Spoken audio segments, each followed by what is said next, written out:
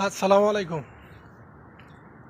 একজন প্রবাসী হিসেবে বলতেছি, আসলে যদি প্রবাসীদের টাকা দিয়ে বাংলাদেশে সব কিছু হয় মোটামুটি, বাংলাদেশে রেমিটেন্স যায় প্রবাসীদের টাকার থেকে, ওই রেমিটেন্স থেকেই বড় বড় চাকরিজীবীদের বেতন দেওয়া হয়।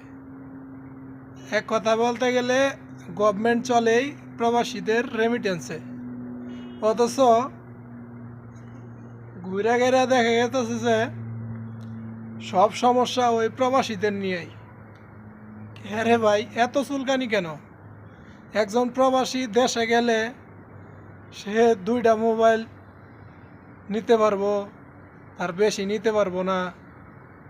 তারপরে একটা প্রবাসী যাইয়া নিজের মোবাইল চালাইবো, তাও 2 মাসের বেশি চালাইতে পারবো না, চালাইলে তার কি রেজিস্ট্রেশন করতে হইব। এগুলা কি ভাই?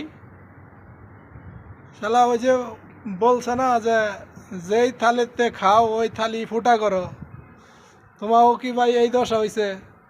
তোমাকেও যারেই জাগা মতো বহাই ওই খালি সর্বনাশ করার তালে থাকো, হ্যাঁ?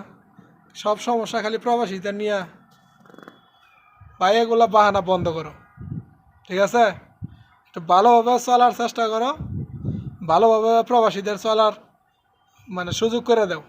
না হলে এই প্রবাসীরা কিন্তু রেমিটেন্স বন্ধ করে দিলে তোমরা চলতে পারবা না, এটা মাথায় রাখো।